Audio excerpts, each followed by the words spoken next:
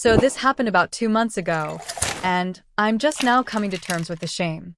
28 live in Edinburgh, Scotland. I'd consider myself pretty level-headed, not the type to get into reckless stuff often. I work in IT, have a stable job, an apartment with actual furniture, which is saying a lot for some guys my age, and I usually know better than to drink like I'm 19 again. But sometimes you have one of those days where your brain just shuts off and you lean way too hard into escapism. That's what started this whole disaster. My longtime girlfriend had dumped me out of nowhere after 5 years together. No cheating, no fight, just a classic "I don't love you anymore." Cue my descent into poor decision-making. Some friends took me out to cheer me up. We hit up a couple bars on a Friday night. I told myself I wasn't going to get wasted, just needed to loosen up a bit. Famous last words. Shots started flowing. Jaeger, tequila, something green that may or may not have been absinthe. Next thing I remember is being at some late-night club, screaming the lyrics to Mr. Brightside like my life depended on it. Then black. I wake up in what I thought was a very ugly hotel room. The walls were a sickly yellow, and the bed was like a prison cot. My head felt like a meteor had hit it, and my mouth tasted like battery acid. I reached over to grab my phone. Not on the nightstand. I looked around. No wallet. No keys. No jacket. Panic. I stood up too fast and nearly passed out. I stumbled to the window and opened the curtain. That's when I realized this was not a hotel in Edinburgh. The street signs were in Dutch. I was in Amsterdam. I thought maybe I was dreaming or having a stroke or dead. But nope. Very real. The staff at the front desk didn't speak much English and definitely weren't helpful when I tried to explain I had no ID, no phone, and no idea how I got there. I had to sit down and piece it together. My last memory was leaving the second club around 2 a.m. I started asking myself questions like, did I get on a plane? Did someone kidnap me? Was this some twisted version of The Hangover? I managed to borrow a phone from a German backpacker in the hostel lobby. Bless that man, wherever he is now. I called one of my mates back home, using the only number I still had memorized. Thank you, pre-smartphone era. He answered with, "Oh my God, you're alive." Apparently, I had texted the group chat something around 4:45 a.m. saying, "Going on a little adventure, lads, be back Sunday, hugs and kisses." Then nothing. Radio silence. They assumed I had gone off to a beach town, or just turned my phone off to wallow. Nope. I'd bought a last-minute flight to Amsterdam at 5 a.m., drunk as a skunk, somehow gotten through security, boarded a Ryanair flight, and passed out. He sent me screenshots. The booking confirmation. The boarding pass. All on my phone, which was now either lost, stolen, or abandoned in a gutter. I was wearing a completely different shirt and a jacket I didn't recognize. The hostel I was in had no record of me checking in, which meant I'd probably just wandered in behind someone else and crashed in an open bed in a dorm room. Still no passport. No ID. No money. That's when the real hell started. I went to the British consulate in Amsterdam, still wearing someone else's hoodie. The look on the receptionist's face when I told her I had no idea how I got there was something I'll never forget. They eventually confirmed my identity and gave me an emergency passport after about 6 hours of paperwork and me retelling my shameful story. To get home, I had to borrow money from my friend's sister, who happened to be visiting the Netherlands on a uni exchange. She met me at a cafe and straight up laughed in my face when I explained why I looked like a feral raccoon. The flight back to Edinburgh was a fog of anxiety and exhaustion. I arrived late Sunday night to find that someone had found my wallet and phone in a Tesco parking lot in Glasgow, which only raises more questions. Did I go to Glasgow first? Why? How? It took me a week to mentally recover and piece together the financial damage. I'd spent nearly £800 between the spontaneous plane ticket, foreign ATM withdrawals, hostel charges. They ended up charging me after figuring out who I was from camera footage and the replacement passport. Oh, and my ex saw the whole thing on Instagram. Apparently, I was posting stories the entire time, including one where I was shouting, "I'm in Amsterdam, bitches," while standing in front of a bike rack. So yeah. To full by letting my post-breakup brain take the wheel and waking up in a country I didn't remember traveling to, wearing someone else's clothes, with no passport and no idea how any of it happened. To this day, I have no clue who I flew with, where I stayed the first night, or how I didn't end up in a ditch. I haven't touched Jaeger since. If you enjoyed the video, don't forget to leave a like and subscribe to the channel. It helps the content grow and motivates me to create even more great videos. Turn on notifications so you don't miss any new uploads. By the way, I'm curious, when do you usually watch my videos? While working, studying, or just relaxing at home? Let me know in the comments. I'd love to hear from you. Thank you for your support. TIFU by taking a nap in my car and ending up in a police chase. It was an ordinary Tuesday afternoon, and I had just finished an exhausting week at work. The stress was mounting, and I had been running on empty for the past few days. To make matters worse, I had barely gotten any sleep the night before due to a work deadline that I barely scraped through. I was emotionally and physically drained, and all I wanted was a few minutes of peace. So, like any reasonable person, I decided to take a nap in my car during lunch break. What could possibly go wrong, right? I pulled into an empty parking lot at a nearby park, a little off the beaten path, hoping to get some rest without being disturbed. The lot was far enough away from the main road that I thought I'd be safe, and it was quiet enough that I wouldn't have to worry about noise. I reclined my seat, set an alarm for 30 minutes, and closed my eyes. Immediately, the weight of exhaustion hit me, and I drifted into a deep, peaceful sleep. Or at least, that's what I thought. What actually happened was a bit more complicated. I woke up what felt like hours later. Groggily, I checked my phone. 2:47 p.m. I had set the alarm for 1 p.m., and now it was nearly 3 p.m. Panic set in as I realized I had missed a meeting, and I was late for a client call. I cursed under my breath, frantically starting the engine and throwing the car into reverse. I was disoriented, my mind still clouded by sleep, but I needed to get to work as fast as possible. I didn't even notice the strange sound coming from the engine until I heard the honking. I looked up, and to my horror, I saw flashing lights in my rearview mirror. My heart skipped a beat. Was I in trouble? Did I park somewhere I shouldn't have? My mind raced, trying to make sense of the situation. But when I glanced around, I noticed something strange. The parking lot was full of police cars, and there were at least a dozen officers scattered around the area, some standing by their vehicles and others talking to what seemed like random people. My first instinct was to get the hell out of there. I slammed my foot on the gas, not thinking clearly. I didn't even have time to put the car in drive. I was just trying to escape whatever was happening. The engine sputtered for a second before roaring to life, and I shot forward, tires squealing on the pavement. In my panic, I wasn't aware that I had somehow backed into a squad car. The collision wasn't hard, but it was enough for the officer in the car to react immediately. He jumped out of the vehicle and shouted for me to stop. In my groggy state, I thought I was being pulled over for a routine check. Maybe they saw me parked and assumed I was suspicious? Either way, I wasn't planning on getting caught in the middle of whatever was happening there. I floored the gas pedal, ignoring the officer's commands. I was far too disoriented to consider the consequences. The adrenaline was coursing through me, and I was now in full-on flight mode. But instead of just driving out of the lot, I ended up speeding straight through a gate that was locked. The barrier broke as I hit it, and I was officially on the run.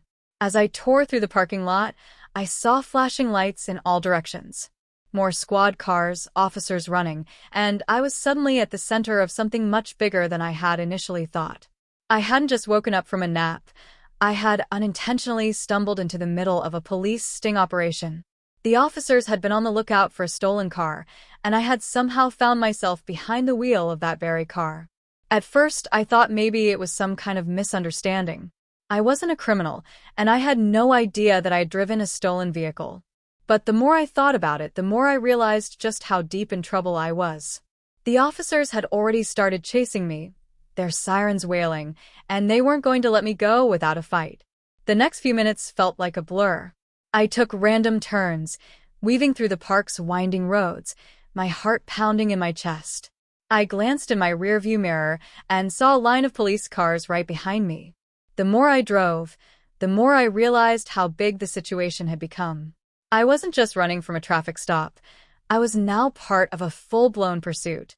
I tried to stay calm, but everything was happening so fast.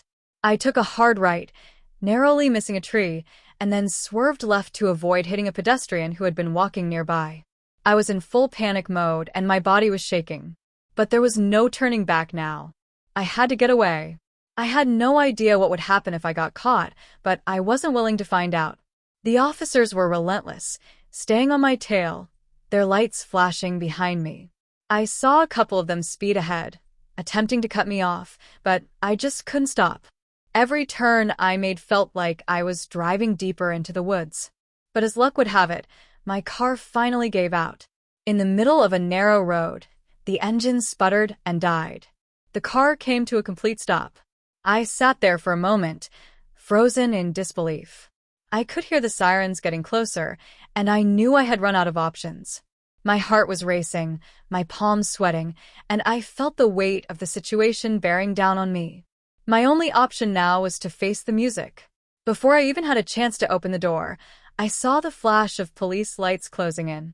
2 officers approached my car, and I was too exhausted and overwhelmed to move. One of them opened the door, and I was immediately handcuffed. I tried to explain the situation, but the words didn't come out right.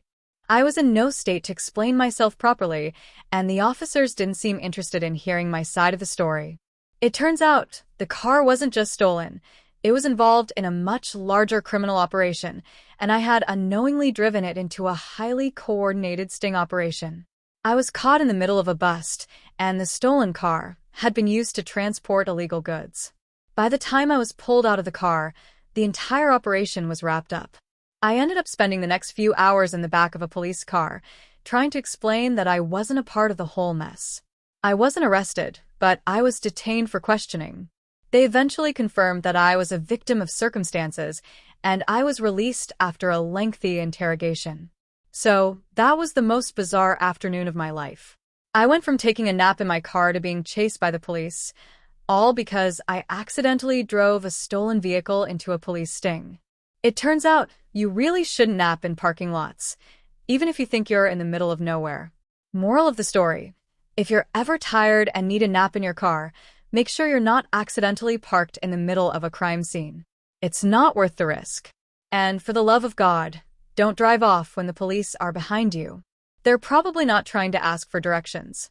TIFU by accidentally becoming the most awkward best man in history during my best friend's wedding. So, this happened a couple of months ago, and I still can't look my best friend in the eye without feeling like I should apologize again. Let me set the scene. My best friend, Adam, and I have known each other since middle school. We've been through everything together: bad breakups, terrible college roommates, random camping trips that ended in disaster, and, of course, plenty of nights where we got so drunk we had to text each other the next day to figure out what exactly happened. So, when Adam asked me to be his best man, I was honored. I mean, this was the guy who had my back through thick and thin. I was ready to help him make his wedding day unforgettable. The wedding was going to be this beautiful, classy affair at a vineyard, which, to be honest, was a little more extravagant than I was used to. But I wasn't worried. I figured I had the wedding speech under control. I'd been to enough weddings to know what a best man's speech should look like. Something funny, heartfelt, maybe a little embarrassing, but nothing too outlandish. I practiced my speech, made sure to reference some inside jokes, and even ran it by my girlfriend to make sure it wasn't too cringy. So, the big day arrives, and I'm feeling pretty confident. Adam and his bride, Emily, look amazing. He's in a sharp tux, and Emily is glowing in a stunning white dress. The ceremony goes off without a hitch, and then we all head over to the reception. Everyone's mingling, enjoying drinks, and then it's time for the speeches. The first speech is Adam's dad. He gives a great, heartfelt speech about how proud he is of his son and how he's happy to welcome Emily into the family. Classic dad stuff. Then comes the maid of honor, who gives a sweet speech about how Emily has always been there for her, how they've been through thick and thin, and how she's so happy to see Emily marry someone like Adam. I'm up next. I'm standing in front of a crowd of about 150 people, feeling the pressure of the moment. But I've got this, right? I've prepared. I can do this. Adam's standing off to the side, looking at me with this expectant, trusting look in his eyes. I take a deep breath, tap my glass, and begin my speech. The first few lines go smoothly. I talk about how I've known Adam for years, how we've been through so much together, and how he's truly like a brother to me. The crowd laughs when I mention that Adam was the one who convinced me to try skydiving, which resulted in me almost passing out mid-jump. Everyone's feeling good, and I'm feeling good. Then I get to the part where I want to throw in a funny story. I start talking about how Adam was always the ladies' man in our group of friends, constantly talking about how many girls he could get to go out with him. I tell a hilarious story about a time we went to a bar in college, and Adam spent hours trying to flirt with this one girl who, in the end, wasn't interested at all. The story involves Adam trying to impress her with his impeccable dance moves, which, in hindsight, was probably the most embarrassing thing he'd ever done. But here's where things start to go wrong. In the middle of telling the story, I realize that the story I'm telling is about Emily, not about a random girl from college. It's about her. Now, let me explain. Back in college, before Adam and Emily started dating, Adam had actually tried to impress her at a party. He'd spent hours trying to get her attention with his terrible dance moves and ridiculous lines. It was a running joke between the two of them that he had totally struck out, but Emily had somehow still ended up falling for him. It was a funny, lighthearted thing they talked about before, but I had completely forgotten that Emily was sitting right there, in the front row of the reception, listening to me tell this embarrassing story about her. The moment I realized what I'd done, my stomach dropped. I could feel my face turning red, and the words that were coming out of my mouth felt like they weren't even mine anymore. The room fell silent. I looked over at Emily's face, and I could see the horror in her eyes. She wasn't laughing. Adam, on the other hand, looked absolutely mortified. I tried to salvage the moment, but it was too late. I quickly switched gears, moving on to a different story, but the damage was done. The awkwardness hung in the air like a thick cloud. When I finished my speech, there was a nervous round of applause, but I could tell no one was really feeling it. I immediately went to Adam to apologize, but he just gave me a tight smile and clapped me on the shoulder. "It's fine," he said, but I could tell he was pissed. The rest of the night was a blur. I tried to act normal, but I couldn't shake the feeling that I'd ruined something important. During dinner, I noticed that Emily wasn't talking much to anyone, and she kept giving me the cold shoulder. Every time I tried to make eye contact with her, she'd look away quickly. The guilt was eating me alive. After the reception, Adam and Emily left for their honeymoon, and I figured that was probably the last time I was going to see either of them for a while. But the next day, I got a text from Adam. It wasn't what I expected. He said, "Hey man, we need to talk." We met up later that week, and I apologized again for the speech. Adam told me that Emily was upset, but that it wasn't my fault. He said she had been a little embarrassed, but she'd gotten over it. However, Adam told me that he had to have a serious talk with me about keeping it light and not crossing any lines in the future. We laughed it off, but it was clear that things were awkward between us for a while. The worst part? A few weeks later, I found out that Emily had decided not to keep in touch with me on social media anymore. She unfriended me on Facebook and unfollowed me on Instagram. I figured she was still upset about the speech, but I had no idea how to fix it. To this day, I haven't been able to rebuild the same kind of relationship with her, and I feel terrible every time I think about it.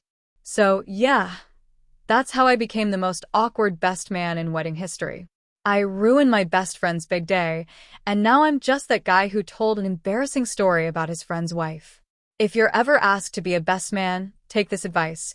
Keep it short, keep it sweet, and for the love of God, don't bring up the girl your friend tried to flirt with before they were married. It will end in disaster. TIFU, about 4 years ago. It started with something innocent and stupid, like most of my poor life decisions.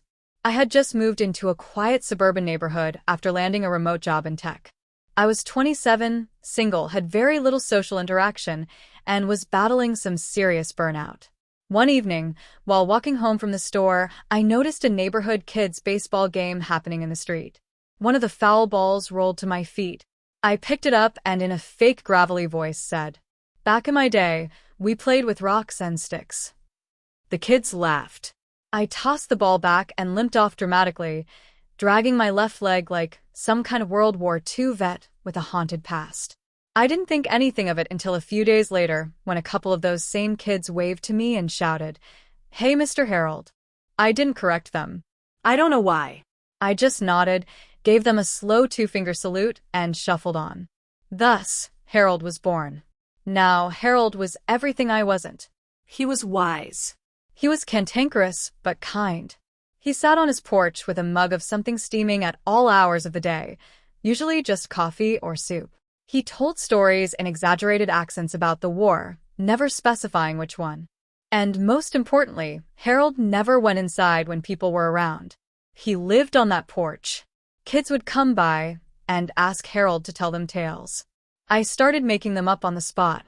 "You ever fight a bear, Mr. Harold?" "Only once. Russia, 1987. Trained bear named Boris. Smartest creature I ever met. Chess prodigy. I only survived because I challenged him to Scrabble instead." Parents started to notice their kids were talking about this mysterious old man. Some came by to see if Harold was a creeper. They saw me in character, wearing oversized flannel shirts, grandpa glasses, a knit beanie, sipping broth, and hunched over like my spine was sculpted by Tim Burton. They'd nod respectfully, exchange a few pleasantries, and move along. I had somehow become the beloved eccentric elder of the neighborhood. Then came the holiday potluck. My real name, email, and phone number were on the HOA list. They invited me as myself. So I RSVP'd. I figured it was time to let Harold go and actually be me. Big mistake. I walked and dressed normally, jeans, hoodie, no limp. Immediate silence. People stared like I'd walked in pantsless. One kid gasped and said, "You killed Mr. Harold." My dumb ass panicked.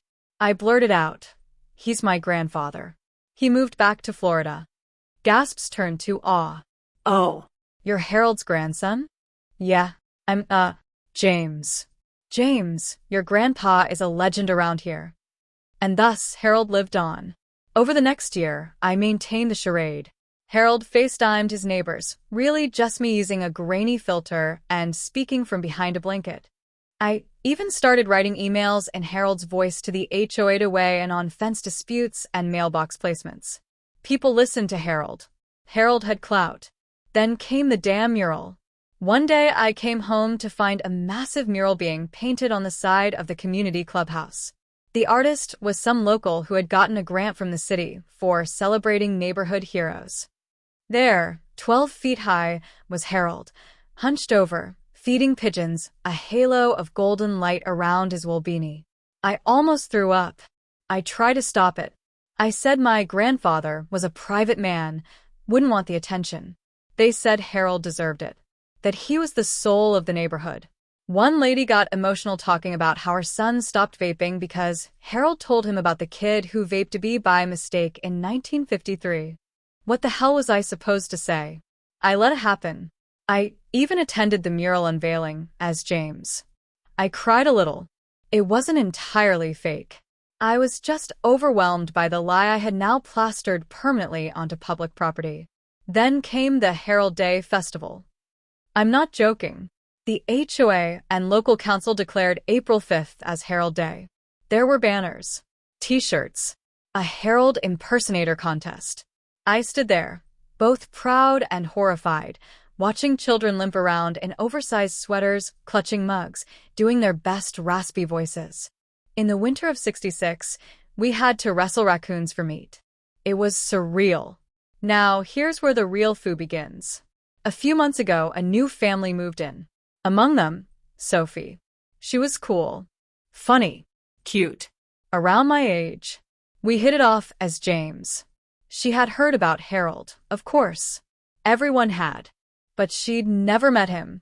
One night, we were hanging out on my porch, and I let the Harold voice slip while joking around. She froze. "Wait, do that again?" I played dumb. But she looked at me, narrowing her eyes. "You're Harold, aren't you?" I tried to deny it, but she pieced it all together. My porch mug obsession. The stories. My uncanny ability to imitate the neighborhood oracle. She laughed for a solid 20 minutes, then looked at me and said, You realize you're basically the Santa Claus of this neighborhood, right? We kept hanging out. Started dating. She kept the secret. But the guilt ate away at me.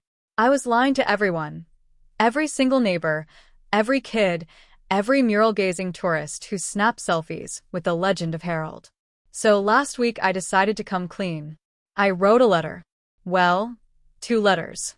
One is Harold, saying goodbye and revealing the truth, and one is myself, apologizing for the deception. I printed dozens of copies and dropped them in mailboxes. I put one on the HOA board. I even read one at the community meeting. Dead silence. One guy stood up and said, "Wait. So, you're telling us Harold was never real?" I nodded. Then this old woman, Mrs. Drennan, the same lady who gave me banana bread every week and once knitted a scarf for Harold, stood up and said, "Son, we knew it was you. We just liked Harold better." Laughter. Applause. Then she added, "But you're still on the hook for Harold Day." So now, every April 5th, I dress up as myself pretending to be Harold. I host the festival. I tell kids wild stories about the time I caught a fish in a rain barrel during the Great Flood of '97.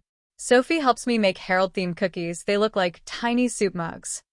I am still Harold. Only now everybody knows. And somehow, they like me anyway. TIFU by accidentally becoming the face of a fake European toothpaste brand and getting detained in an airport in Croatia. This happened about 3 weeks ago, but I'm just now emotionally ready to share it with strangers on the internet.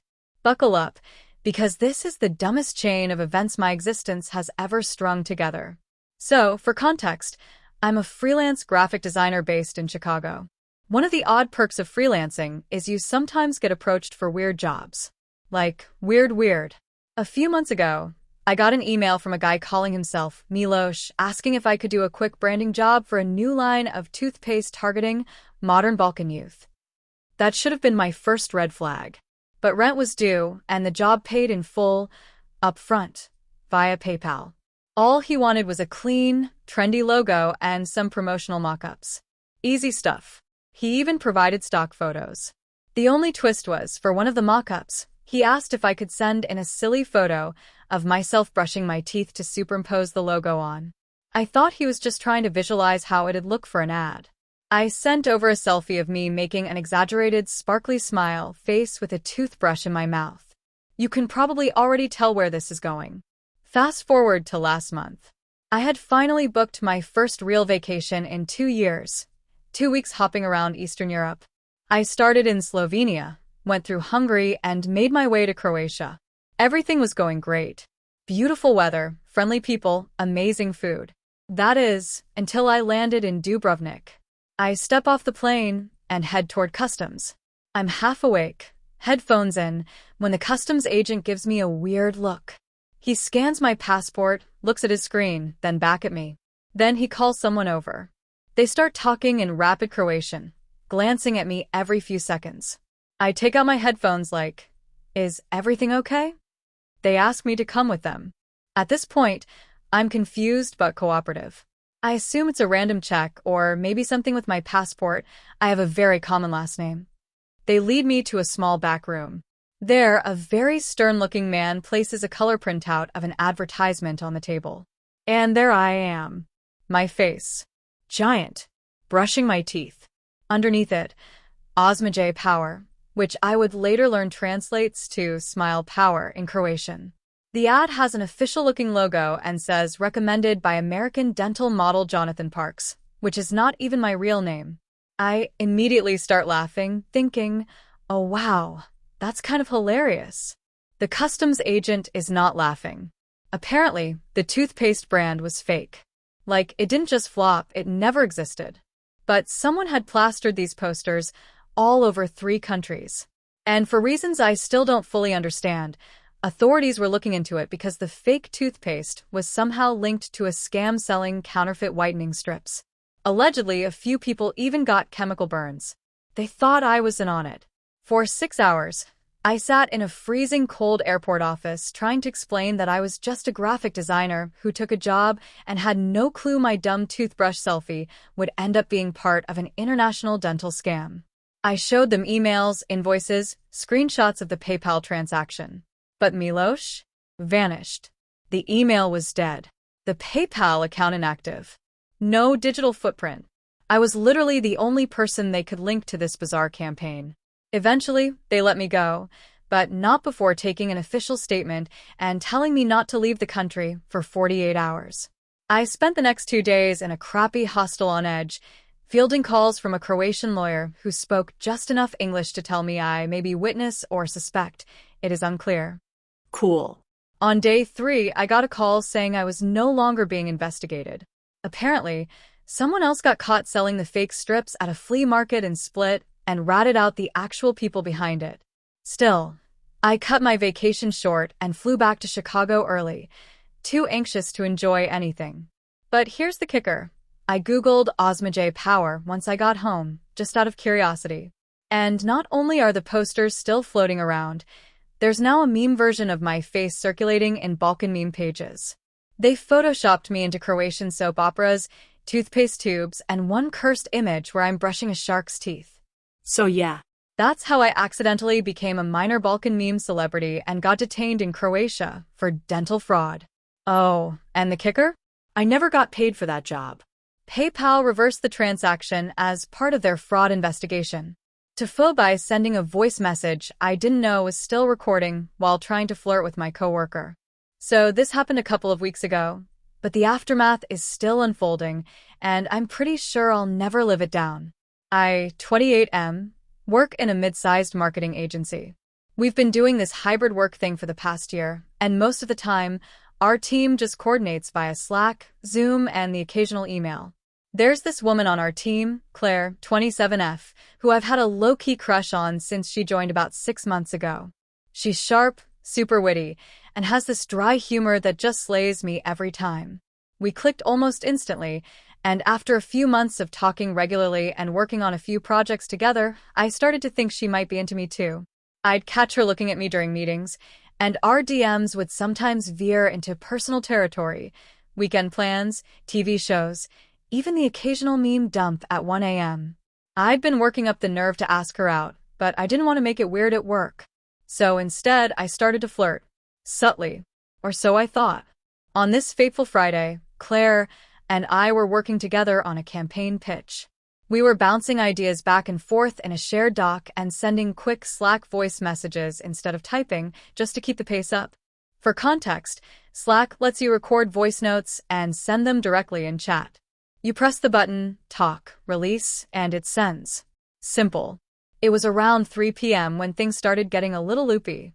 You know that giddy, overtired feeling you get after a long work week?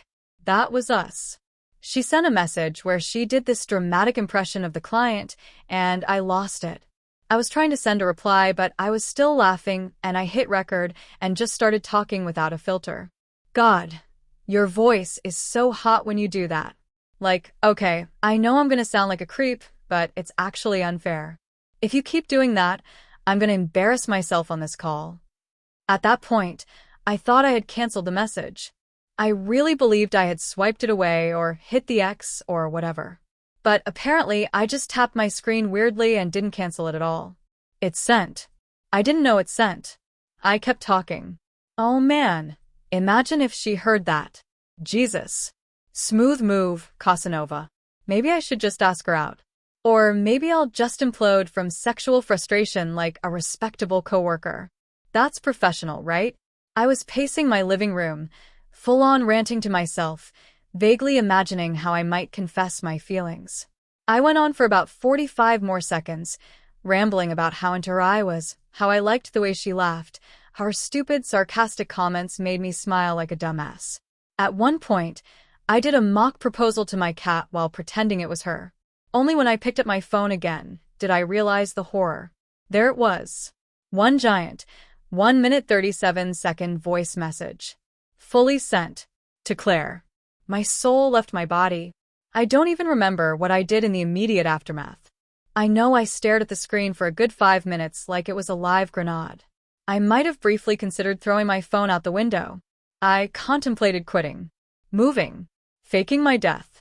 Anything but facing what I knew was coming. Then I saw the typing indicator. Then it stopped. Then it came back. Then it stopped again. I waited and waited and waited. Finally, she sent one message. Well, that was a lot. Cue blackout. My vision tunneled. I actually had to sit down. I replied with something like, "Please pretend you didn't hear that. I swear I thought I canceled it. I'm so sorry." Nothing. Silence for about 20 minutes. I was spiraling. Then she sent another message. A voice one. Her voice was calm, but I could hear a smile in it. Hey. You're lucky. That was both mortifying and kind of adorable. I was wondering if you were ever going to ask me out. You're bad at flirting, by the way. But I like bad flirting. And I like you. I nearly dropped my phone. We ended up calling after that, and I admitted everything. How I'd been into her for months, how I'd overthought every interaction, how I was trying to play it cool and failed miserably. She laughed through most of it. Apparently, she'd suspected something for a while but didn't want to make it awkward if she was wrong. We got dinner that weekend. It was awesome. We've hung out a few times since. It's still very new and casual, but promising. However, the voice message? It did not stay private. Claire, being the chaotic menace she is, played it for one of our other teammates, who then played it for another. Now, everyone on our team knows about it. My dramatic whispering about her voice being hot and proposing to my cat? That's apparently office legend now. Our creative director called me Casanova in a meeting last week. Someone sent me a cat-sized tuxedo in an Amazon package labeled for the wedding. Claire? She finds it hilarious. Which is good, I guess, because I'll never live it down. So yeah. TIFU, by accidentally confessing to my crush with a hot mic, got a date out of it, and also earned myself a lifetime of workplace humiliation. TIFU. Big time. And when I say big, I mean accidentally gaslight your spouse into thinking she's dying big. So for context, I, 35M, have been married to my wife, 33F, for 6 years. She's the love of my life, my best friend, and quite honestly, too good for me. She works full-time, helps take care of her aging parents, and still finds time to take care of me when I get a man cold and turn into a useless blanket burrito on the couch. Recently, she's been completely burnt out. I've noticed she's been getting home late, skipping meals, and waking up multiple times at night with stress. I wanted to do something sweet to help her decompress and maybe earn a few husband points in the process. I'm not great with words or planning grand gestures, but I can draw a bath. Or so I thought. So one Thursday night, she texted me saying she'd be home late again. I took it as my golden opportunity. The plan: surprise her with a hot bath when she got home, complete with candles, rose petals, soft music, and some luxurious bath soak. I wanted her to walk in, smell lavender and eucalyptus, and immediately forget about her crappy week. I went to this fancy local boutique store to get the best bath stuff I could find. You know, the kind of place that sells aromatherapy in mason jars for $45 and makes you feel poor just by walking in. I asked the guy working there for his best, most relaxing bath products, and he handed me a jar of what he called Midnight Muse. Said it was like a spa, and a forest had a baby. Sold. I get home and get to work. Clean the tub, light some candles, sprinkle the soak in, and put some petals on top for dramatic effect. I also put on her favorite playlist on the Bluetooth speaker. Everything was set. She comes home around 9:30 p.m. She looks exhausted, bag in one hand, shoes barely staying on her feet. She smells the eucalyptus and lavender and gives me a tired smile. I guide her to the bathroom, and she's honestly touched. I help her undress, not in a sexual way, just sweet and supportive, and she gets into the tub. All is well, for about 8 minutes. Then she says, "Is it supposed to tingle this much?" I panic a little, but play it cool. Tingle how? Like, icy hot tingle. Now I'm nervous. That can't be right. It's supposed to be relaxing. She frowns, starts shifting around. It's getting worse. It's kind of burning. I tell her to get out just in case. She stands up, and I immediately notice her legs are bright red. I mean, sunburn in Florida after falling asleep on the beach red. We rinse her off in the shower, and now she's full-on panicking. She says her skin is starting to feel like it's on fire. Not just her legs anymore. I grab the jar of bath soak and check the ingredients. One of them is capsaicin. You know, the stuff that makes hot peppers hot. The literal chemical that pepper spray is based on. I Google it, and apparently this detox soak is meant to stimulate circulation and release toxins. AKA, make your skin feel like it's been hit with ghost pepper water. I run to get milk, because I've seen videos of people bathing in milk after eating hot wings. In my panic, I pour an entire gallon of 2% into the tub and tell her to sit in it while I try to call poison control like I'm in some suburban version of a war movie. She's in the milk bath, crying and laughing and swearing she's going to haunt me if she dies from a bath bomb. Poison control tells us to rinse with cold water and apply aloe. Also, to avoid capsaicin near any mucous membranes, which too late. She is now screaming that her everything burns. I'll spare you the specifics, but she has a very vivid vocabulary when in pain. At this point, I realize we're not going to fix this at home.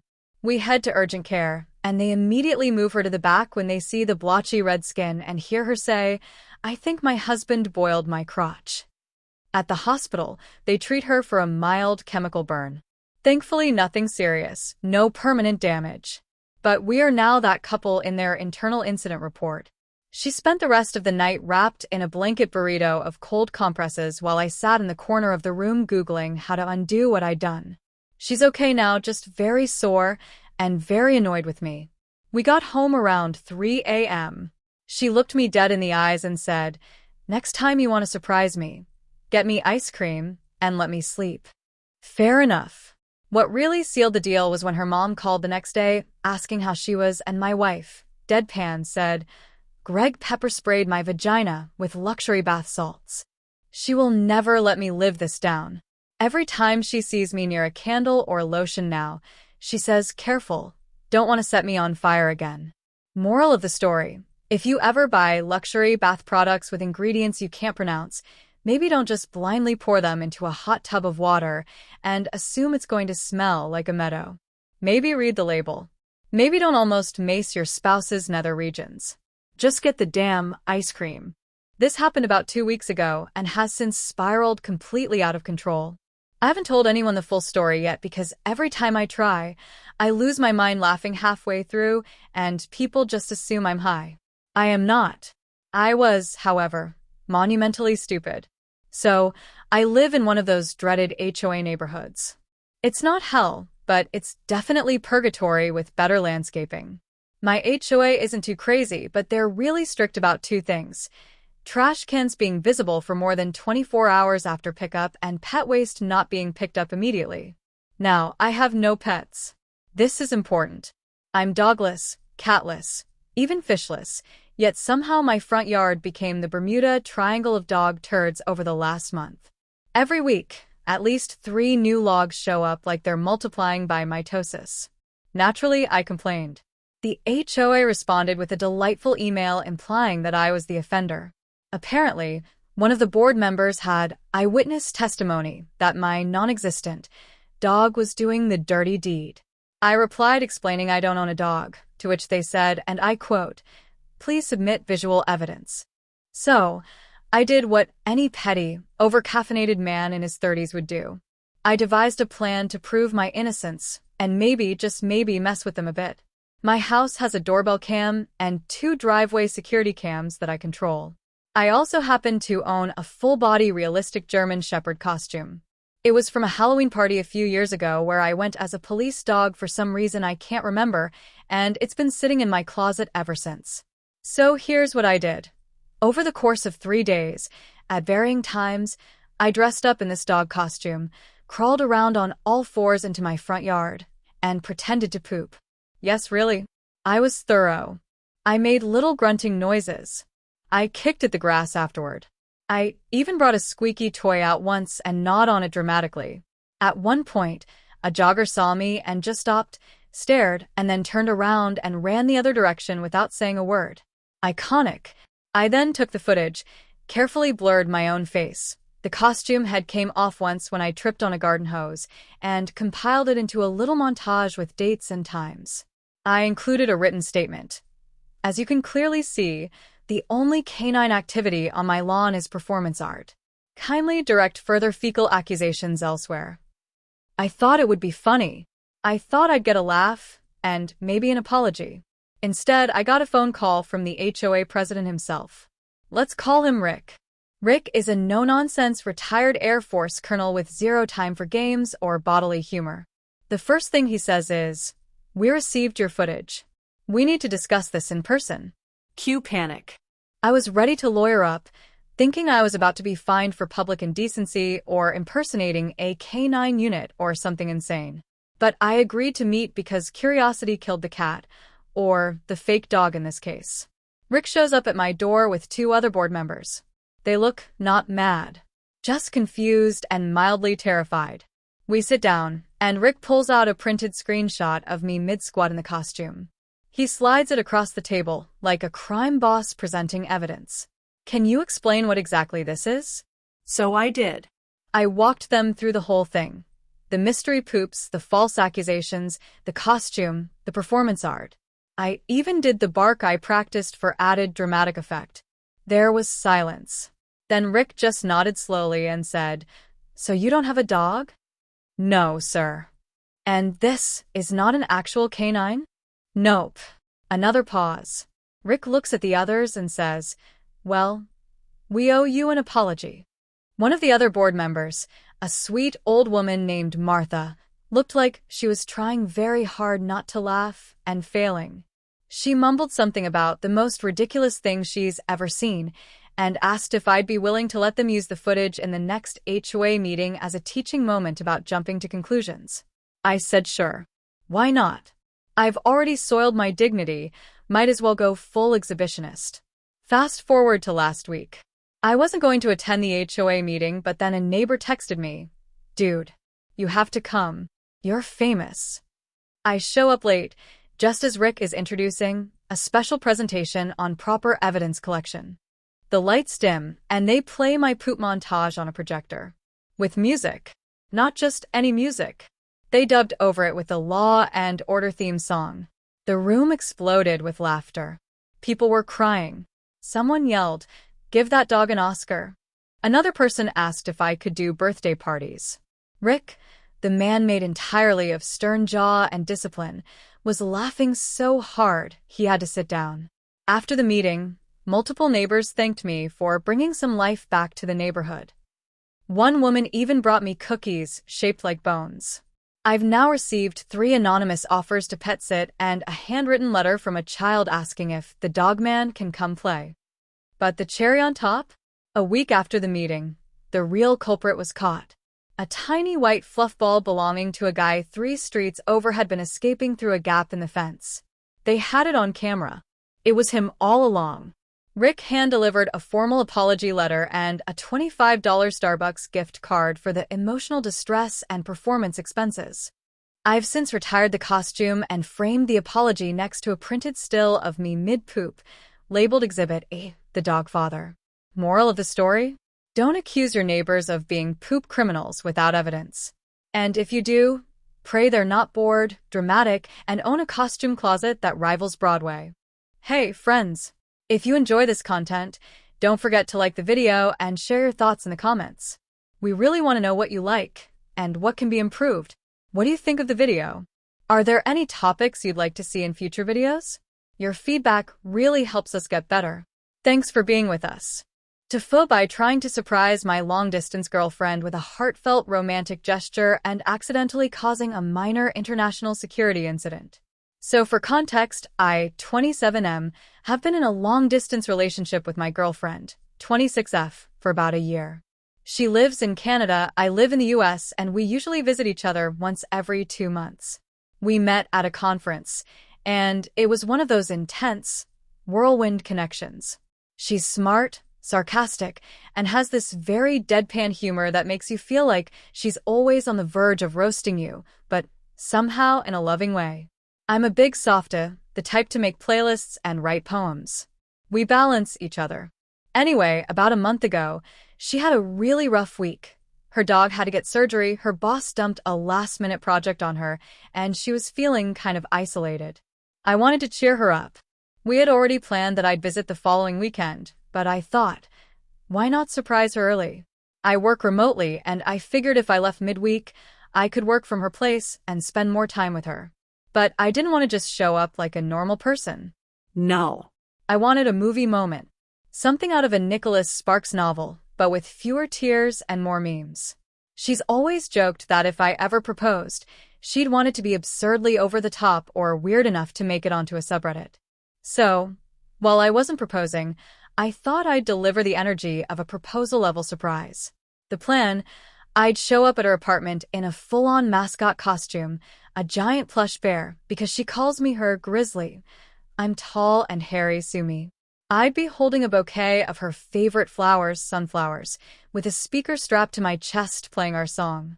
I wouldn't say a word, just show up, arms open. I even booked a flower delivery to her address earlier that day to distract her. In theory, this sounded adorable. In reality, this set off a chain of events that spiraled into something I'm still trying to emotionally unpack. Step 1. I get into Canada with no problem. Step 2.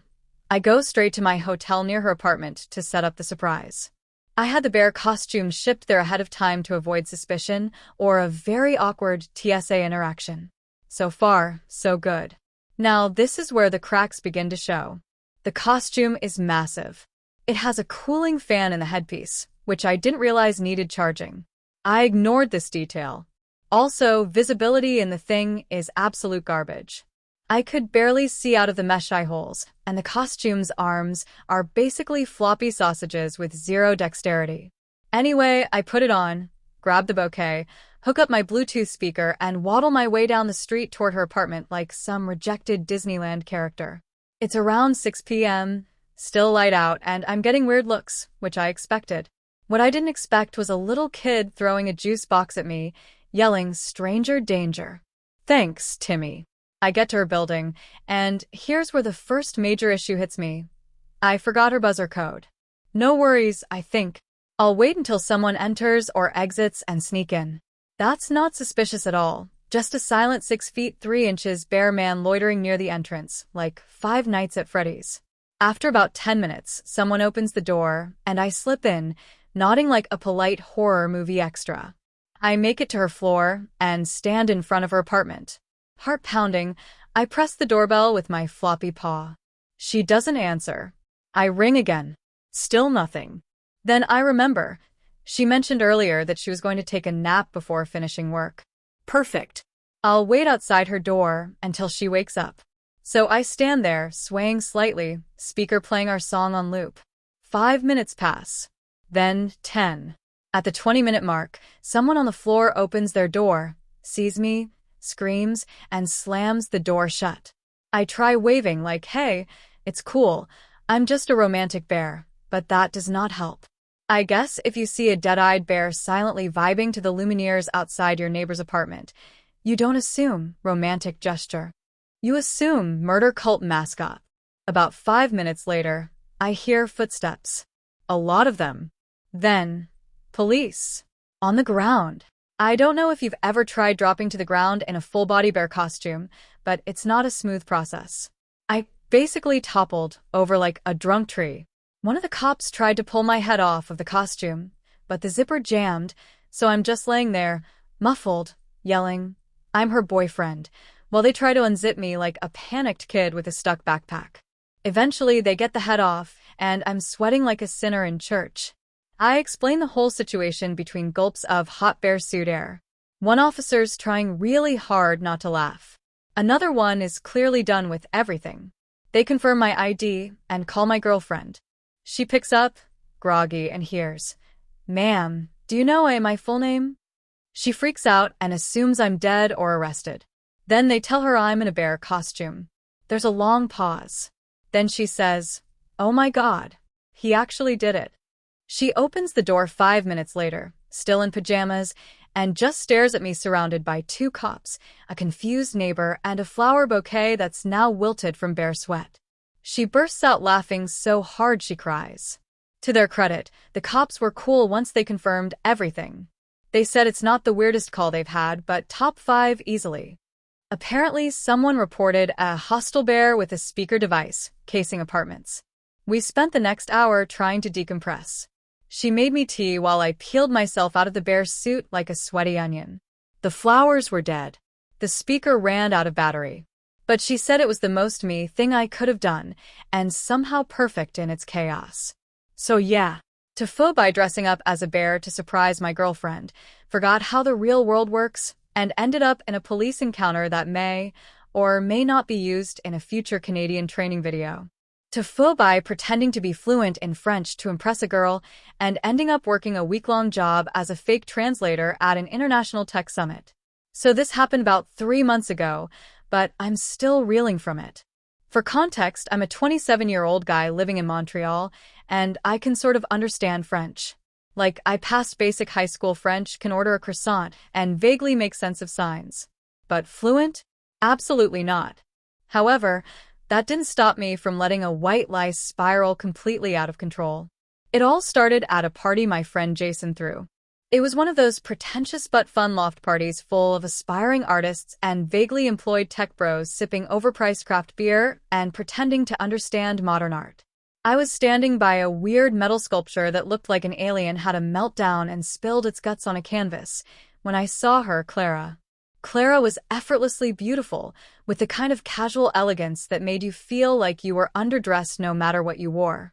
She had this charming accent, and when I introduced myself, I found out she was originally from Lyon, France, and had just moved here to do her postgrad in architecture. Here's where I messed up.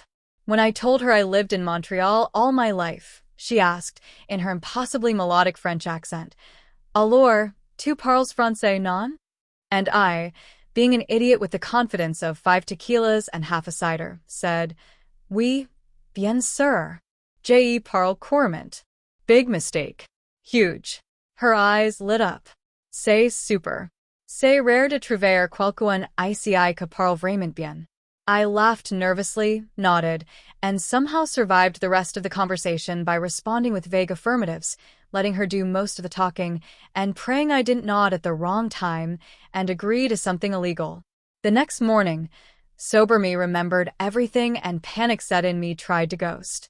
But Clara texted me asking if I wanted to grab coffee. We started dating. She was funny, brilliant, and thankfully liked to switch to English half the time. I kept the French up just enough to maintain the illusion, lots of enthusiastic oui, and c'est vrai sprinkled in like seasoning. I even downloaded Duolingo and started grinding French lessons like my GPA depended on it.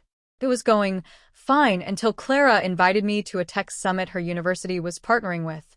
She was volunteering for the design installations, and the event was big, international companies, engineers, translators, etc. She introduced me to her professor as her boyfriend who speaks fluent French and English, and boom, without even asking me, he said, "Perfect. We just lost one of our volunteer translators for the French delegation. Could you help out?" I should have said no. Any normal person would have said no. But Clara looked so proud, and the professor was right there. I panicked and said, "Absolutely."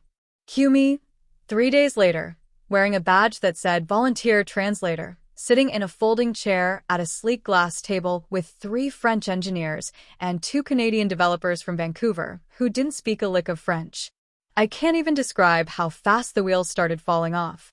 The first conversation I translated badly was about 3D printing applications in civil engineering. The French guys would speak, and I'd catch, like, 1 noun per sentence. Something about structure and maybe filament.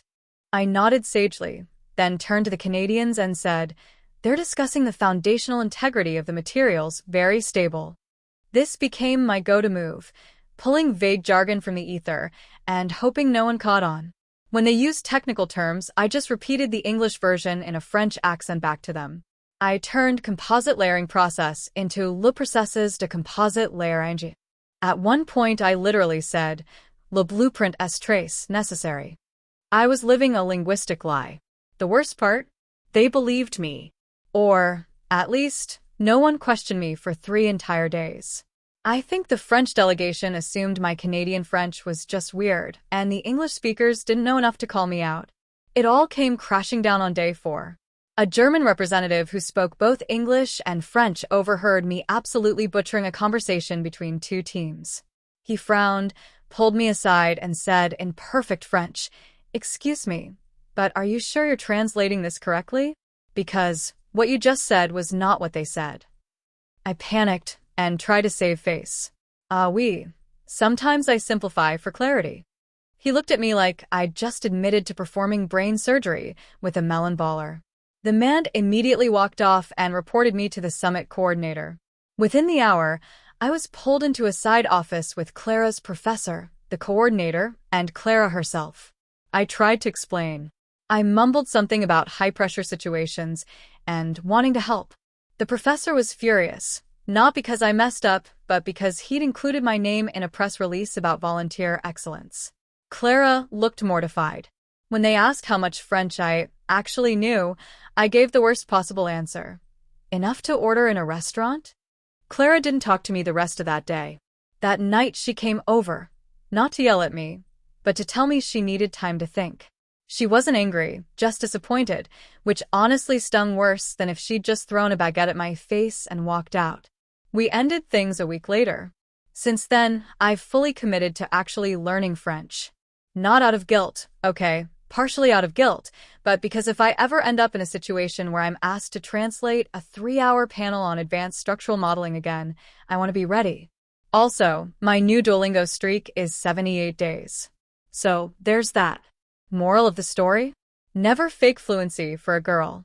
You'll end up mistranslating load-bearing walls into "the wall carries emotional baggage" in front of an international audience. TIFU by accidentally becoming my boss's fake boyfriend for a weekend and almost ruining his marriage. So this happened about 6 months ago, but the psychological damage is still fresh. I, 29M, work in a mid-sized tech firm as a UX designer. It's a chill place, good pay, flex hours, the works. My boss, Jeff, 40M, is this well-put-together, no-nonsense guy who's weirdly private but otherwise decent.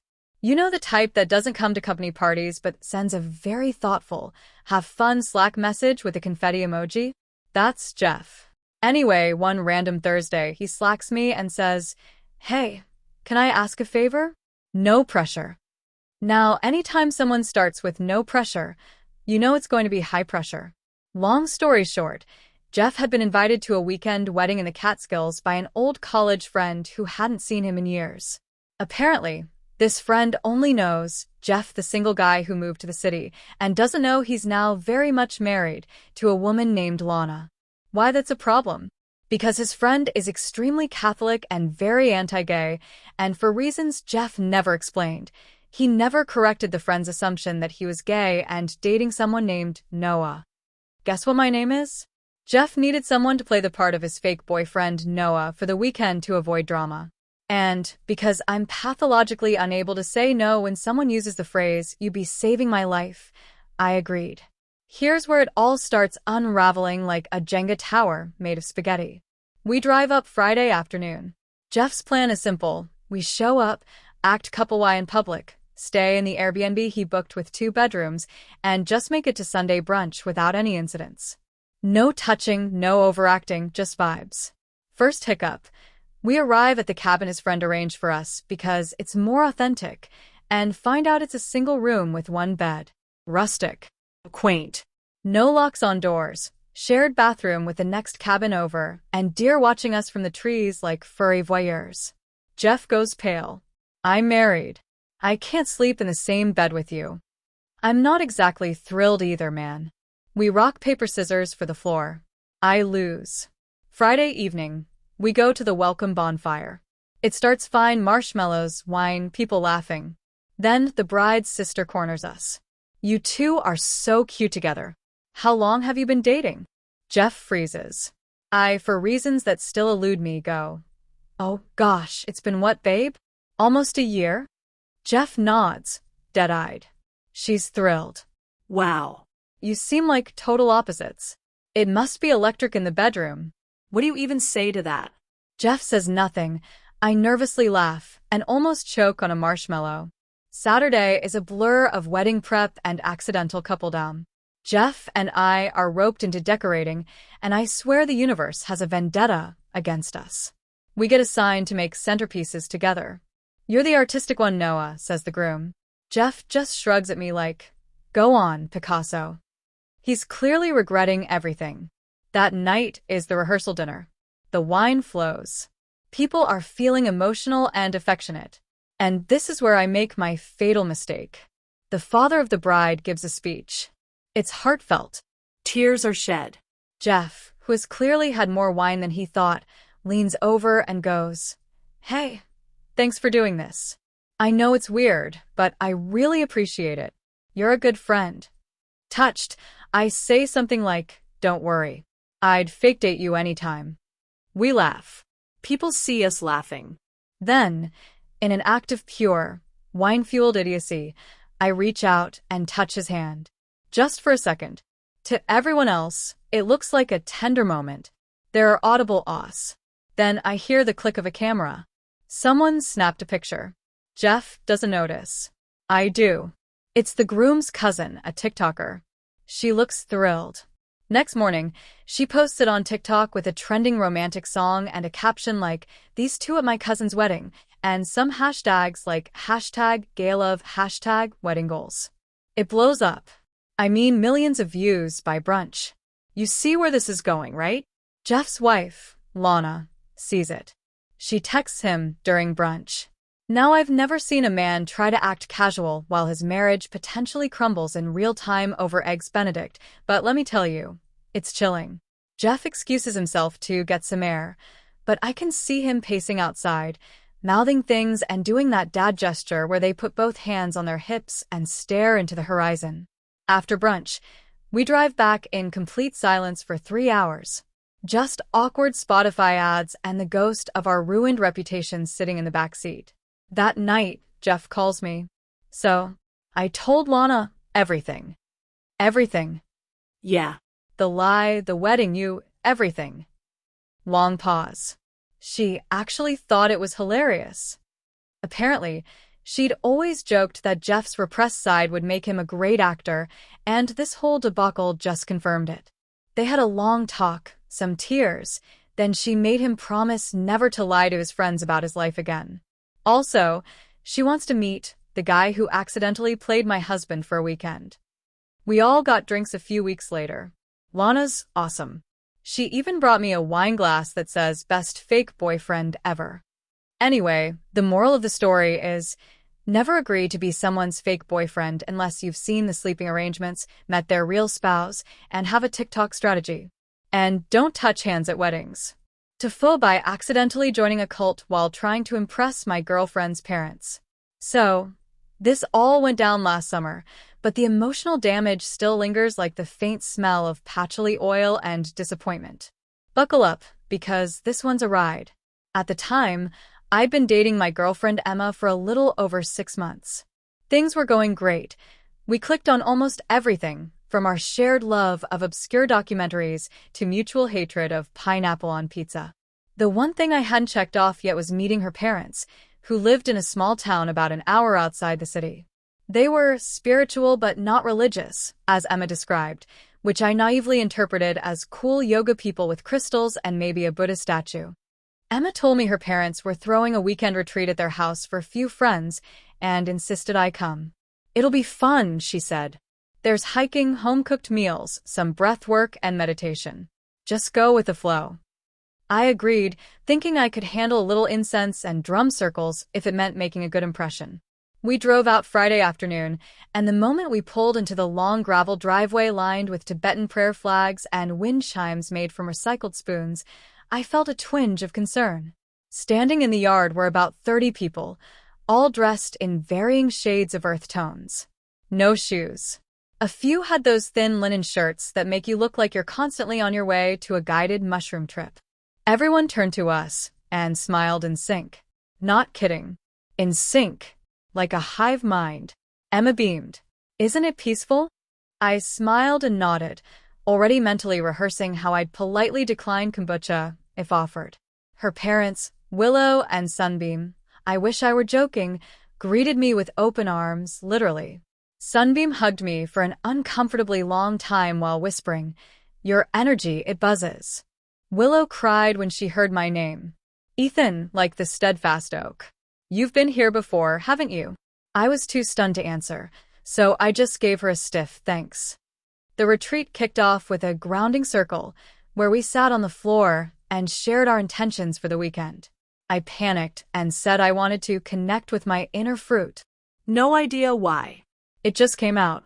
Sunbeam nodded solemnly and called me Plum Man for the rest of the weekend. Things escalated fast. That night we did a releasing ceremony around a bonfire. Everyone wrote down something they wanted to let go of, then screamed it into the fire.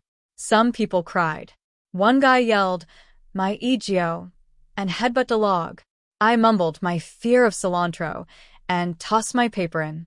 Someone shouted, "He's shedding layers," and people started clapping. The food was interesting.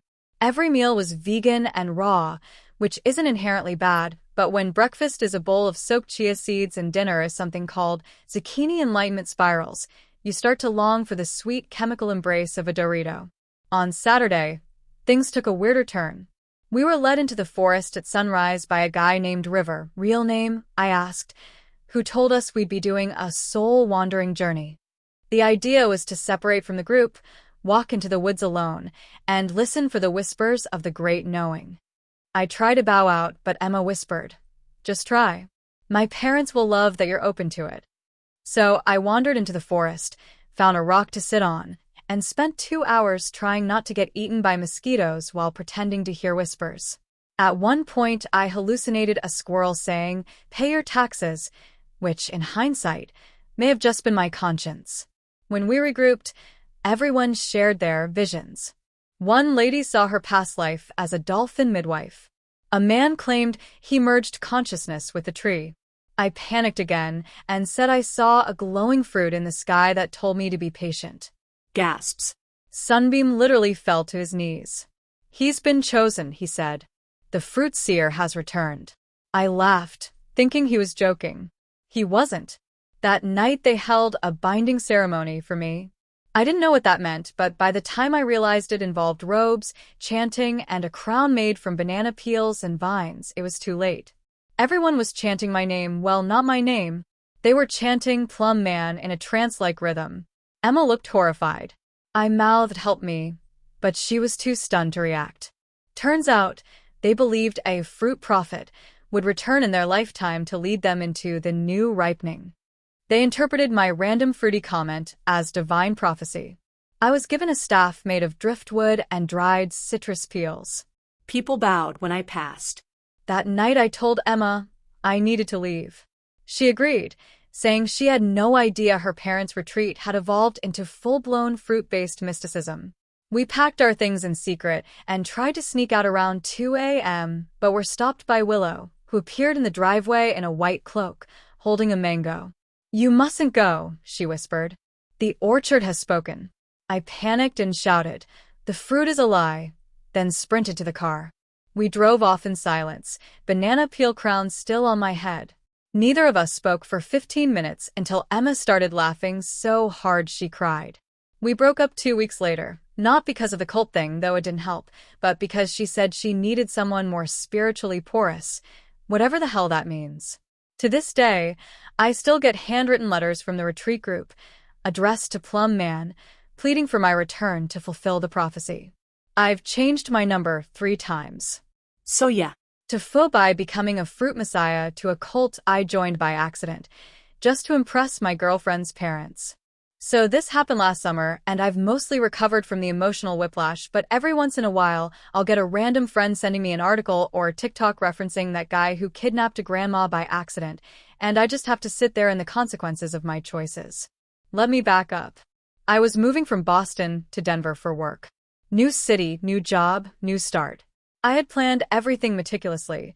I rented a U-Haul, loaded all my belongings, pre-mapped every gas stop, hotel, and Cracker Barrel along the way.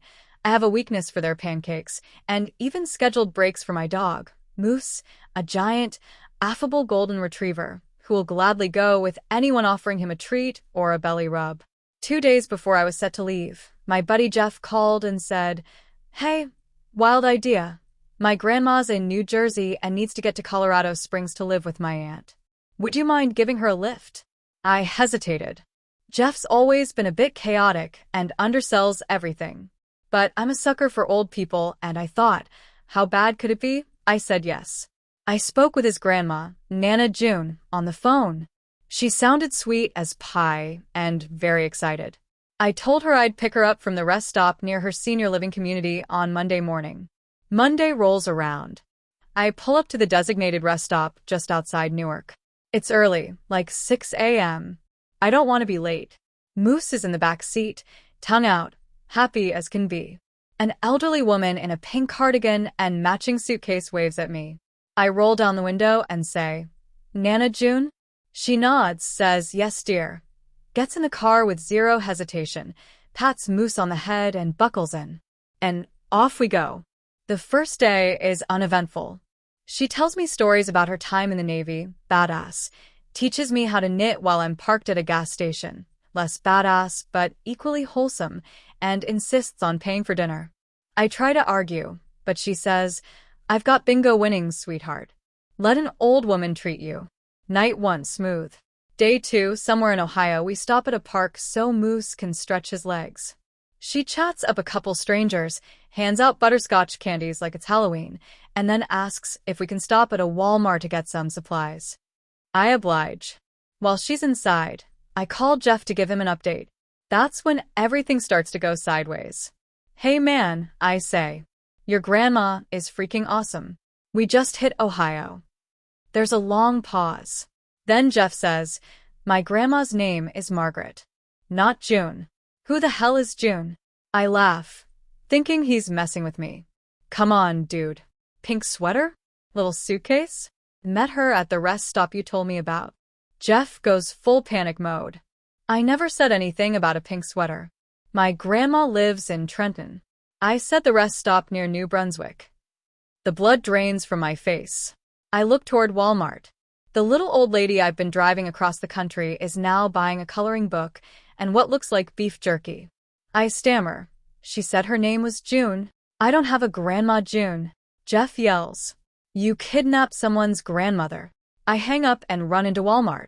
I find June in the frozen food section comparing 2 brands of pot stickers. I say, we need to talk. She looks confused. Oh. About what, dear? I don't think you're the person I was supposed to pick up. She blinks, then calmly says, you're not my grandson? No. No, I am not. She bursts out laughing. I thought something was funny when you kept calling me Nana June, but I figured it was one of those new age family nickname things. I just assumed you were my granddaughter's husband. Wait, so you thought I was someone else too? She nods. Isn't that something? Turns out June had been waiting at the same rest stop for her granddaughter's husband, Dan, who was supposed to pick her up and drive her to Chicago. She got in the wrong car. I took the wrong grandma. No one questioned anything. She shrugs and says, well, I'm having a ball. Let's keep going. To be clear, I didn't just keep going. I tried to do the right thing. I called the police. I called her granddaughter. I called Jeff again just so he could yell at me a bit more for good measure. It turned into a whole thing. The police confirmed she wasn't in any distress and technically hadn't been kidnapped since she willingly got into my car. Her granddaughter, understandably frantic at first, calmed down once she FaceTimed June and saw she was fine, halfway through a milkshake and telling Moose a story about her prom. Then, the granddaughter hit me with the wildest sentence I've ever heard. Honestly, would you mind just dropping her off in Colorado Springs? That's where her sister lives. It's actually better than Chicago. So. That's how I ended up driving a complete stranger's grandma halfway across the country. We made it to Colorado Springs 5 days later. She insisted on buying matching hoodies at a truck stop in Kansas. I still have mine. It says I break for bingo. Her sister took one look at me when I dropped her off and said, did June pull another one of her stunts? Apparently, this wasn't her first time accidentally going on an adventure. A week later, I got a thank you card in the mail with a $20 bill tucked inside and a note that said, for Moose. Get him something nice. Love, Nana June. I haven't seen her since, but she calls me every few months just to check in and tell me about her latest escapades. Last I heard, she's planning to go skydiving for her 85th birthday. Moral of the story? Always double check which grandma you're picking up. Also, if you ever meet a sassy octogenarian named June who claims to have been a Navy radio operator, buckle up. So this happened about 3 weeks ago, and I'm only now able to tell the story because things have finally calmed down and the embassy dropped any further interest. I, 28M, a software developer living in DC, made the astronomically dumb decision to pretend I spoke fluent Russian to impress a girl I met on a dating app. She was actually born in Moscow, moved to the US at 13, and is now working in international policy. She's smart, funny, stunning, and the kind of person who makes you feel like your entire personality is a poorly written draft of a person. We matched because I wrote in my bio that I was a bit of a polyglot, which in hindsight was already 50% bluff. I speak decent Spanish, and I took German in high school but forgot most of it except how to ask where the bathroom is. I also listed Russian because I'd been learning it on Duolingo for maybe 6 months. I was like 42% through the course and could say, I am a man and this is a dog with alarming confidence. That's it. Anyway, she messages me first in Russian. Something short like, Hi, how are you?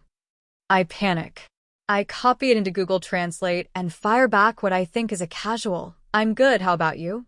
Which, according to her later, was grammatically fine but a little robotic. But it worked. We kept chatting, and I became a full-time copy-paste commando. Eventually, we moved to texting and then a real date. Before the date, I studied like I was about to take the Russian LSAT. I watched Russian movies with subtitles, listened to Russian podcasts I didn't understand, and practiced lines in the mirror. I planned to fake my way through just enough to impress her with my pronunciation and pretend I was rusty from lack of practice. My friends told me it was a bad idea.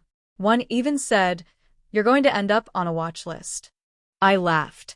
Oh, how right he was. The date went shockingly well. She was charmed by my interest in her culture and even offered to help me improve my Russian. She taught me a few phrases at dinner, and I mimicked them back to her. At some point, I told a joke I'd practiced that involved a pun between bear and honey, and she laughed. I felt like a god. A beautiful woman was laughing at my foreign language pun. Fast forward 2 weeks and 3 dates later, she invites me to this semi-formal diplomatic mixer hosted at the Russian Cultural Center. It was open bar, free food, and full of international people working in policy, NGOs, embassies, etc. I show up in a borrowed suit looking like a discount Bond villain and immediately realize I'm out of my depth. These people are speaking fluent Russian and French and probably Klingon. I panic again, but it's too late to back out. She introduces me to a few people, including this sharply dressed older guy named Victor who works for a government office she doesn't specify. Victor starts talking to me in Russian. I try the old smile and nod technique, but he keeps going. I laugh politely and throw out some phrases I remember from Duolingo. I eat apple. Victor frowns. I panic more and say, This is a cat. Now, Victor looks at me like I just confessed to arson. He mutters something and walks off. My date asks me what I said to him. I tell her the truth. I have no idea. I played it off as a language barrier moment and she buys it. For now. But here's where it snowballs into disaster. A few days later, I get a call from a restricted number. I let it go to voicemail. Then I get a visit at work from a man in a gray suit who flashes a badge too quickly for me to process. He says he's from a federal agency and asks if I know Victor M. I tell him I met the guy briefly. Then he asks if I speak Russian fluently. I say no. He gives me this long look and sighs. Turns out Victor is a known diplomat with complicated allegiances. The stuff I said to him, what little of it made sense, apparently raised red flags. The phrase, this is a cat, isn't a code, but in context it made Victor think I was mocking him or playing some spy game. They were already monitoring him, and now I was on the board. For a week, I get shadowed. Not in the black van across the street way, but more like 2 guys pretending to read the paper while I get a sandwich. I call my date and tell her everything. She's somewhere between horrified and amused. She insists she had no idea who Victor really was and that she thought I was just quirky. Eventually, after some very long and very awkward meetings, they figure out I'm just an idiot and not a plant. I sign a bunch of forms saying I'll never discuss the content of those meetings. Oops. And they finally let me go. The cherry on top? My date thought the whole thing was hilarious until she found out I'd been faking Russian fluency since day one. She said I was cute but also a pathological improviser and stopped replying. So now I'm single, probably in a few government databases, and still only 42% fluent on Duolingo. But hey, that's life. TIFU by accidentally becoming the face of a cult and getting a free car. So this happened a few years ago, but the embarrassment haunts me to this day, especially when I drive my car, which I'll explain later. At the time, I was a 25-year-old graphic designer freelancing while struggling to pay rent in a city that thinks $18 salads are normal. I just moved into a new apartment and was deep in the financial pit of security deposits, overpriced IKEA furniture, and pretending oat milk is essential. Anyway, one day I got an email from this group called The Radiant Path. I figured it was spam, but it had actually been filtered into my work inquiries folder. They were looking for a designer to help reimagine their visual identity and were offering $3,000 upfront for the first phase. No questions asked. Now, let me be clear. I had no idea this was a cult. The email didn't have any red flags other than maybe sounding like a yoga retreat ran by a guy named Sky with a man bun. I Googled them. Found a vague but professionally done website with a lot of pastel tones and phrases like energy alignment and soul synergy. Seemed like your run-of-the-mill spiritual wellness group. Their founder, Mother Alara, had a bunch of videos that were just her sitting in a forest talking about vibrational ecosystems and quantum nurturing. Honestly, it was weird but not Jonestown weird. I needed the money. Badly. So I took the gig. We hopped on a Zoom call where I expected to meet like a communications officer or marketing person. Instead, I got Mother Alara herself, who was wearing an alarming number of flowing scarves and speaking in a way that made me feel like she was narrating a meditation app. I half expected her to whisper, "Now return to your breath at any moment." She told me she had seen my light through the colors I used on my portfolio and that I was chosen. I laughed, thinking it was just spiritual mumbo-jumbo. I mean, it was weird but not threatening. She sent me a wire transfer for $3,000 that same day, and I got to work. Now here's where I really screwed up. As part of the rebranding, they wanted a new symbol to represent their movement. I asked for examples of their past symbols, and she said they didn't have any. They had never been ready for one until now. She said it had to come from within me. So, half inspired, half trolling, because I honestly thought this was going to be a temp logo on some crystals, I designed this lotus flower meets atom symbol thing. It had a sort of sacred geometry feel but was totally original. I even added this little golden arc at the top that looked like a halo. Mother Alara lost her mind when she saw it. Started crying on the Zoom call.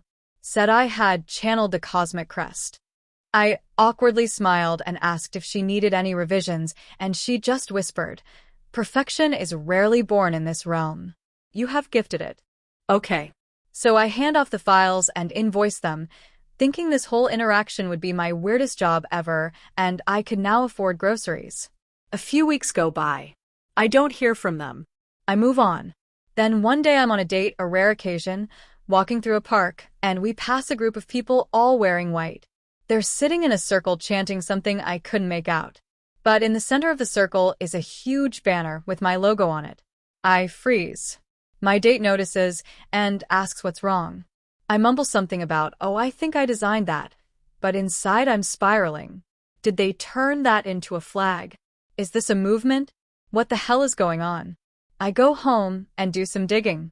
Turns out, since I delivered the design, the Radiant Path had exploded in popularity online. They rebranded everything with the new crest.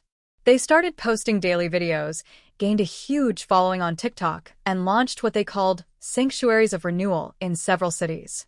The logo was on their merch, flyers, even on a damn water bottle I found on Etsy. One of the top Reddit comments on a thread about modern spiritual aesthetic literally read, "That gold halo on the radiant crest is genius." It's like a modern god-tier brand. I also learned that they weren't just vibey, spiritual folks. They were a full-on cult. Members lived in communes, handed over their savings, and apparently had a weird system of vibrational hierarchy that ranked them based on how energetically pure they were, read, how much they donated. And then came the worst part. Mother Alara posted a video titled, "The Origin of the Crest." In it, she described a divine moment in which she received the image from a messenger of light who visited her in a lucid vision and delivered the sacred shape into her aura. The messenger was me. She had printed out a blurry photo from our Zoom call and, I kid you not, framed it in their sanctuary. They literally had people meditating in front of my awkward, pixelated face, half blinking and clearly mid-snack, calling me the Herald. I was mortified. I wanted to reach out and demand they stop using my face, but I had signed a very loose contract that gave them full spiritual and legal usage rights in perpetuity, and honestly, I didn't want to poke the beehive. The Reddit thread alone had a bunch of ex-members saying they got energetically attacked when they tried to leave. Nope. I was out. I thought that was the end of it. But about 2 months later, I get a package at my door. No return address. I open it, and inside is a handwritten letter on parchment that smells like sage. It reads, "To our beloved Herald. Asterisk, your luminous offering continues to guide us toward the great alignment. In honor of your sacred transmission, we offer this vessel of freedom that you may journey ever onward." Asterisk. Underneath the letter, car keys, and a certificate of title. I run outside, and parked in my spot is a silver 2012 Toyota Prius with a sun decal on the hood and the words "light-fueled" in gold along the side. Inside the glove box was a gas card and a bumper sticker that read, "I brake for vibrations." I didn't know whether to scream or laugh. I called a lawyer friend who told me technically, yes, I owned the car. They transferred it to my name. "Consider it a gift," he said. So yeah. I drive the cult Prius now. I peeled off the bumper sticker but kept the sun decal because it's kinda cool. I still occasionally get recognized by members who thank me for unlocking their inner radiance, and I just nod and walk away quickly. Every time I start the car and hear that soft hybrid hum, I'm reminded of the time I accidentally became a prophet. For $3,000 and a used Prius. Let this be a warning. Never mix freelance design work with cosmic energy. TIFU by letting my company think I was a master violinist. About 6 months ago, my boss was in a great mood. He called everyone into the break room and announced we'd be having our first company retreat in 4 years, full weekend getaway, all expenses paid, at a lakeside resort in Vermont. Team building, spa time, open bar, you name it. But here's where I screwed up. There was a part at the end of the announcement where he said, "Oh, and we want to celebrate the hidden talents of our team. So if you have any special skills or hobbies, music, dance, comedy, let us know.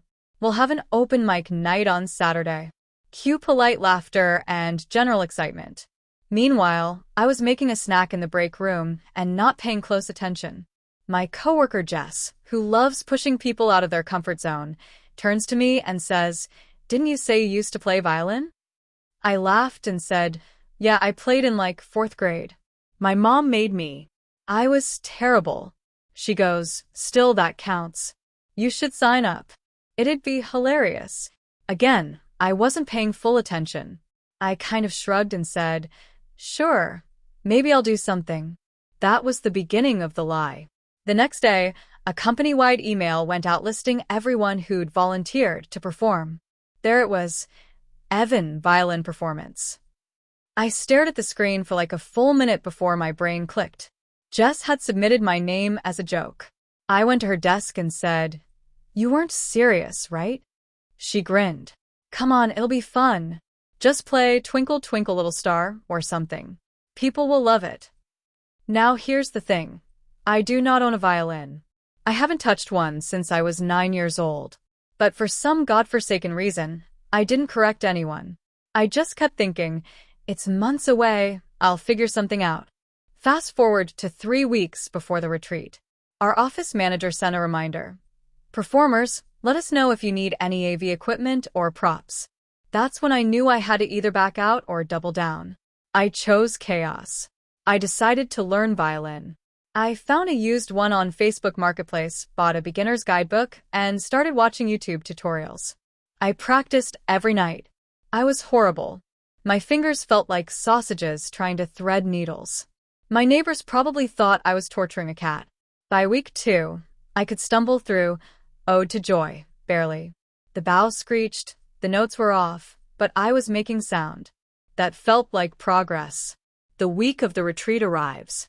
I pack my violin like it's a bomb I don't understand.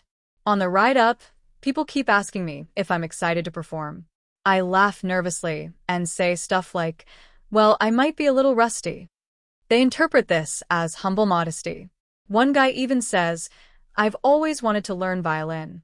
I heard it takes like 10 years to get good. 10 years. I had practiced for 19 days. Saturday night arrives. Open mic begins. People sing karaoke, tell bad jokes, do magic tricks. I keep hoping they'll forget about me. They don't. Around 9:30 p.m., the MC says, and now, a special treat, our very own Evan, bringing us some classical violin. Applause. So much applause. I feel sick. I walk up, bow in one hand, violin in the other, and all I can think is, commit. Just commit to the bit. I open with a short monologue about rediscovering music during the pandemic, a lie, how the violin saved me emotionally, a bigger lie, and that I'll be performing a simple piece close to my heart, Beethoven's Ode to Joy. I start to play. It's bad. Like, immediately. I squeak on the first note. The rhythm is all wrong. I'm visibly shaking. My fingers can't find the right positions. By the third note, it's just unrecognizable noise. A kid in the back actually laughs. Someone else claps, thinking it's part of the bit. I stop, clear my throat, and say, sorry nerves. Start again. Somehow it's worse. Now the bow is bouncing. I hear a string snap. The G string, one of the important ones, apparently. People think this is all part of an avant-garde performance. Someone yells, this is amazing.